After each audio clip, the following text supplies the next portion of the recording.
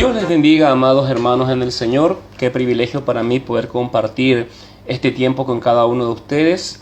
Por la gracia del Señor estamos aquí para hablar un poquito de la Reforma Protestante. Hace ya 504 años que se inició este proceso que dio como resultado lo que hoy conocemos como las iglesias reformadas, protestantes o evangélicas. ¿Okay? Cuando empezamos a mirar un poquito para atrás, buscando bibliografía, buscando información, material, gracias a Dios hay abundante y riquísima data, tanto de manera física como de manera virtual.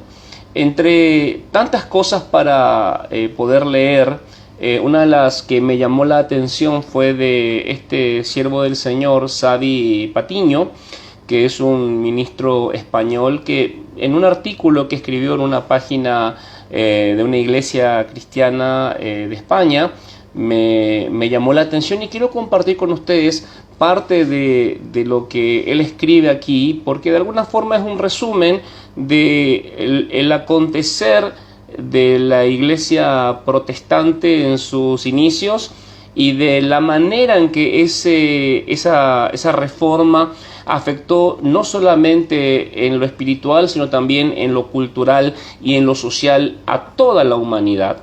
Empieza el artículo de una manera que realmente me agrada, con una pregunta. Para los que ya somos protestantes, hasta resulta retórica, pero hay muchas personas que no entienden la historia y que no entienden o no conocen de dónde surge la iglesia protestante, y esto de alguna forma sirve como como algo introductorio. Bien, ¿qué fue exactamente la Reforma Protestante? Es la pregunta que se hace aquí. La Reforma fue el movimiento iniciado por el monje Martín Lutero en el siglo XVI, que quiso en sus orígenes purificar las doctrinas y prácticas católico-romanas y que finalmente llevó a un cisma religioso y a que un gran número de creyentes se separase de dicha iglesia. Este movimiento dio origen al nacimiento de las iglesias protestantes, también conocidas comúnmente en la actualidad como evangélicas.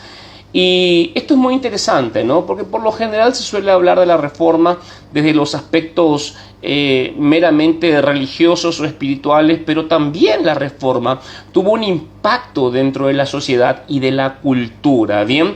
Entonces hubo una revolución cultural y social que se extendió como pólvora por todo el continente europeo y sacudió las rancias estructuras del poder religioso y político, trayendo una brisa fresca de libertad de conciencia y acceso a la palabra de Dios, que por entonces estaba encadenada por la Iglesia Católica Romana. Para entender mejor este acontecimiento y la catarata de sucesos que provocó, debemos viajar hasta los albores del Renacimiento en la Europa postmedieval.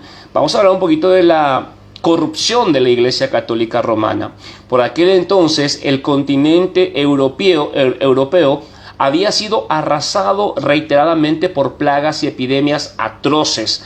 Los asesinatos y guerras territoriales eran permanentes y creaban una gran incertidumbre, y por si esto fuera poco, el sistema feudal castigaba y empobrecía a las clases más humildes. En medio de toda esta caótica situación, los ojos de los más desfavorecidos se dirigían hacia la iglesia, aquella a la que se le había confiado el mensaje de las buenas nuevas y encargado el cuidado de viudas y huérfanos. Pero cuando estos posaban su mirada en la iglesia católica, lo que encontraban era un océano de corrupción colmado con una insaciable ansia de poder, riquezas y lujos desmedidos, junto con una gran inmoralidad sexual, despotismo clerical y una total ausencia de piedad y autoridad moral. Una cosa que me llama la atención es que una de las cosas que llevó de repente unos 200 años después a lo que fue la Revolución Francesa fue un poco el hartazgo de las personas de no encontrar ni en la política, ni en los gobernantes, ni en la fe una respuesta para los problemas que le aquejaban.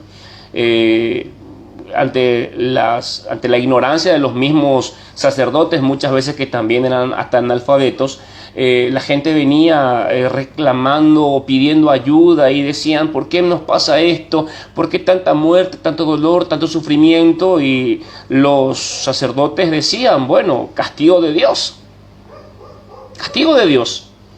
Y la gente decía: ok, castigo de Dios, pero Dios es injusto. Y eso generaba, ¿verdad?, toda un quebranto en el corazón de las personas que no encontraban solución a ninguno de los conflictos de la vida en ningún lugar. Entonces, la gota que colmó el vaso, según el artículo que estamos leyendo, obviamente en este cóctel de ambiciones desmedidas, fue obviamente la venta de indulgencias. Esta práctica abusiva ofrecía, entre otras cosas, el perdón de los pecados pasados, presentes y futuros a cambio de la compra de una bula papal. Miren lo que era. Había que encontrar recursos para la construcción de la Basílica de San Pedro, ¿no? Porque el tema era la opulencia, ¿no? El demostrar poder a través de obras arquitectónicas colosales. En fin, harto de las injusticias cometidas delante de sus propias narices, Lutero elaboró una lista de 95 declaraciones bíblicas que contrariaban y refutaban dicha venta de indulgencias. Este fraile agustino nunca imaginó el colosal impacto que produciría el sencillo acto de clavar sus tesis en las puertas de la iglesia del castillo en Wittenberg. Las puertas de las catedrales eran, por así decirlo, los tablones de anuncios de la época. Y esa pequeña llama se convirtió en un fuego feroz que se propagó por todo el continente y cambió radicalmente la sociedad y estamentos europeos. Justamente, Martín Lutero, en 1520, escribe un libro, bien, entre varios que escribió, que llevaba por título La cautividad babilónica de la iglesia, y en donde él describe la situación de la iglesia del siglo XXI. Lutero usa la triste historia de cuando Jerusalén fue destruida y el pueblo de Israel fue llevado cautivo a Babilonia y la aplica a Roma. En su opinión, la iglesia romana era una moderna Babilonia que había tomado prisionero el evangelio de la salvación y lo mantenía cautivo y alejado del pueblo. Una cosa interesante es la figura central de la reforma de Lutero. Esto es para llamar la atención. Yo les pregunto, ¿quién fue la figura central de la reforma de Lutero? Seguramente más de uno me va a decir: y bueno, pastor, Martín Lutero. No. La figura central de la reforma de Lutero fue nuestro Padre Celestial, fue Dios mismo. No fue Lutero, por mucho que lo honremos y apreciemos su memoria, sino el Dios de Lutero, el ser divino de las Escrituras, es a la misma vez el Dios del tiempo y el Dios de la historia. Martín Lutero fue un gran hombre, pero su carácter no estuvo libre de dudas, inseguridades y fuertes depresiones. Sin embargo, fue un hombre valiente que en manos de Dios, del Dios del cielo y de la tierra, se convirtió en una poderosa herramienta que alumbró en medio de la oscuridad y marcó el camino para una sociedad mejor, más equitativa y más libre. Y acá viene algo interesante: los beneficios y libertades que no existían en el siglo XVI. El artículo es mucho más largo, yo lo invito después que lo busquen, pero yo voy a resumir a estos 5 beneficios, entre tantos otros, que la reforma protestante produjo en la sociedad europea y a partir de ahí en toda la cultura occidental hasta nuestros días. Por mucho que le pese a muchas personas, por mucho que vean a Lutero como el gran hereje, en realidad Lutero fue el hombre que Dios usó para traer un cambio radical a toda la sociedad. La primera cosa que trajo, el primer beneficio o bendición que trajo la Reforma Protestante en el siglo XVI fue la lucha contra el analfabetismo. Esto es muy interesante. Bien, en el siglo XVI no había derecho a la educación y la gran mayoría de la población permanecía analfabeta y alejada de la cultura en general. Ya sabemos, ¿no? Como pasa a través del tiempo, los nobles o los que tenían dinero o mecenas eran los únicos que podían acceder a algún tipo de formación escolar. Sin embargo, Lutero creía en el poder de la palabra impresa y por ello se dedicó a la ardua y laboriosa tarea de traducir la Biblia directamente de sus idiomas originales al vernáculo, el idioma del pueblo. Recordemos que hasta entonces las escrituras eran comúnmente leídas en latín y solo tenían acceso a ellas el clero y ciertos sectores de la nobleza. Ustedes saben, ¿no? Los que hablamos castellano, tenemos también a nuestro, entre comillas, Martín Lutero, ¿no? ¿Quién fue él? Casiodoro de Reina, ese escritor, teólogo y traductor que tradujo completamente la Biblia al idioma castellano en 1569 con algunas correcciones de su discípulo Cipriano de Valera para crear de alguna forma, ¿verdad?, la Biblia más vendida de toda la historia en idioma castellano, la Reina Valera. ¿Ok? Porque los reformadores tenían la convicción de que la única forma en que nosotros podíamos pasar a un siguiente nivel en desarrollo, crecimiento, en comunión con Dios era leyendo. Así que miren qué interesante, ¿no? El primer beneficio que trajo la Reforma Protestante fue erradicar o luchar contra el analfabetismo. Luego el tema del bienestar social. Ustedes saben que había una máxima de la iglesia protestante, era que teníamos que amar a nuestro prójimo como a nosotros mismos, según Mateo 22:39. O sea, la iglesia, la Reforma, buscaba el bienestar, cuidar a aquellas personas que por su condición u origen social estaban en una situación desfavorable. Y Lutero se opuso a la acumulación desmesurada de riquezas y a la excesiva usura de los poderosos. Y a través de la historia hemos tenido hombres y mujeres tremendos que han sido usados por el Señor para traer algo de alivio al que sufre. Por ejemplo, Henry Dunant, el fundador de la Cruz Roja. Luego tenemos a William Carey, el famoso misionero en la India. Hudson Taylor, el misionero británico en China. Jorge Müller, el hombre que fundó y levantó orfanatos en Inglaterra. En fin, la lista sería interminable. Luego vemos otro beneficio, otra bendición de la Reforma Protestante, era la dignificación de la raza y las culturas. La Biblia declara que no existen diferentes razas humanas, sino una sola raza, la humana. Todos, hombres y mujeres, comparten un mismo origen y deben ser considerados miembros de la misma familia. Esto es interesantísimo. Aún más, Dios usó y dignificó las varias culturas y lenguas que rodeaban el Imperio Romano del siglo I para difundir el mensaje de la salvación. Había latinos, griegos, judíos, caldeos, sirios, persas, egipcios, africanos, asiáticos, árabes, en fin. El cristianismo ofrece la cruz de Cristo a todas las personas y etnias de la tierra sin distinción alguna. El cuarto beneficio, voy viendo rápido porque no tenemos mucho tiempo, vemos la lucha contra la esclavitud, la dignificación del ser humano, independientemente de su sexo, raza, orientación política o religiosa, está formada a la semejanza de su creador. Juan Calvino, el segundo gran reformador y de alguna manera el sucesor ideológico de Lutero, condena categóricamente la esclavitud y declara inconcebible que el ser humano sea humillado a tal condición, pero que estos son los frutos del pecado y de la desobediencia humana. ¿Ok?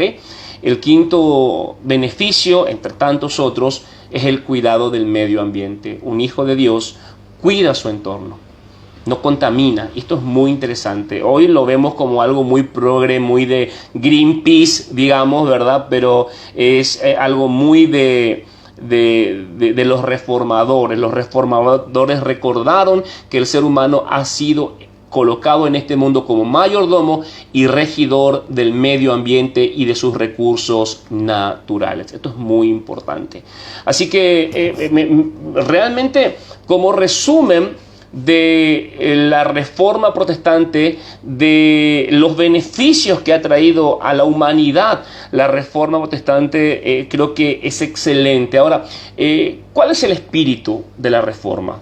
Bien, se resume el espíritu de la reforma, las metas de la reforma, los objetivos de la reforma, las bases de la reforma, se resumen en las 5 solas, ¿no?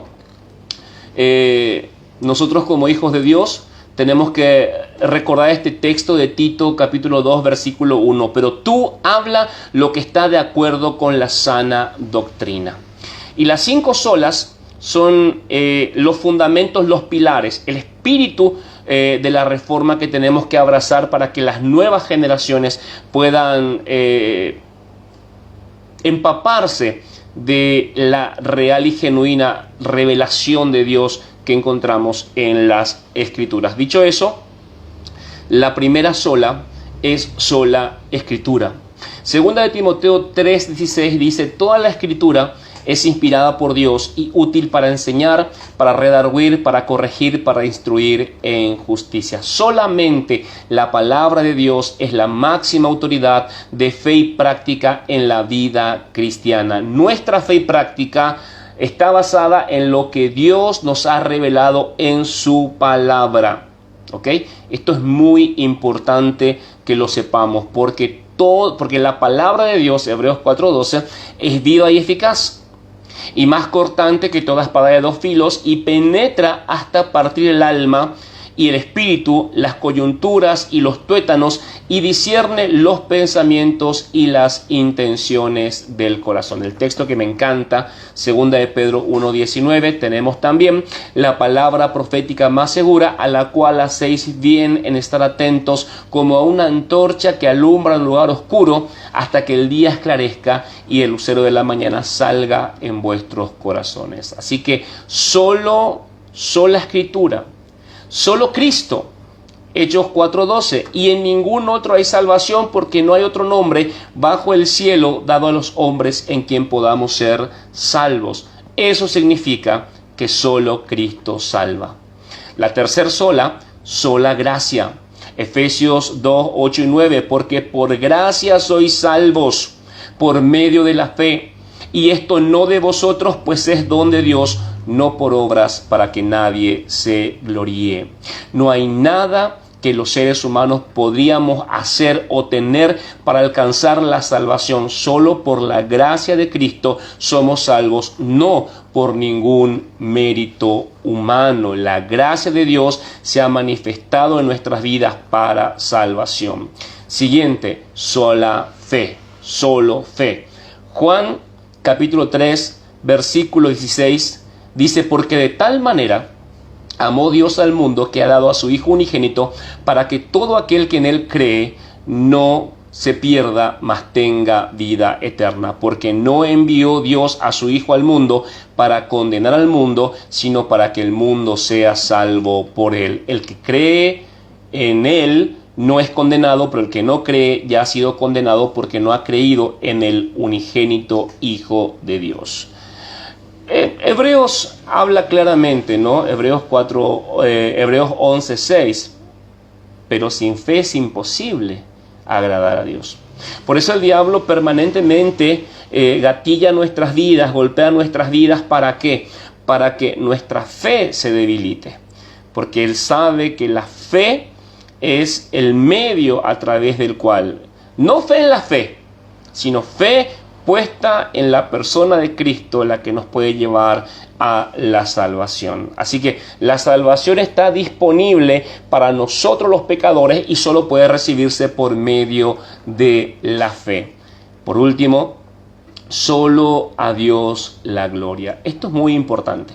En un tiempo donde permanentemente vemos personas que buscan sus propios méritos, ser aplaudidos, honrados, alabados, elevados a la posición de celebridad, qué bueno es que recordemos que así como toda la fe, la salvación, la gracia, todo procede de Dios, la gloria no nos la podemos llevar nosotros, la gloria le pertenece a Dios. Efesios 1:4 dice, según nos escogió en Él antes de la fundación del mundo, para que fuésemos santos y sin mancha delante de Él, en amor, habiéndonos predestinado para ser adoptados hijos suyos por medio de Jesucristo, según el puro afecto de su voluntad, para alabanza de la gloria de su gracia, con la cual nos hizo aceptos en el amado. La gloria de nuestra salvación es para nuestro Dios. Ni pastores, ni maestros, ni evangelistas, ni nadie puede tomar la gloria que le corresponde solamente a Dios.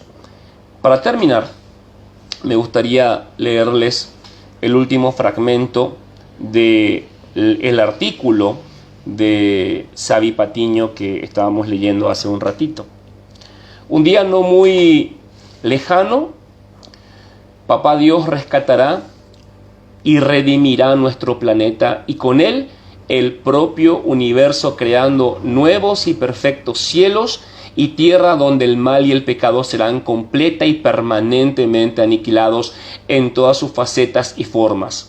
El cristiano verdadero anhela la llegada de esa promesa porque junto con la renovación de la creación y de su propio cuerpo corrupto que será transformado y revestido de inmortalidad, regresará el Rey de Reyes y Señor de la reforma, la historia y el tiempo para establecer su reino sempiterno y majestuoso donde ya no habrá más lágrimas o dolor.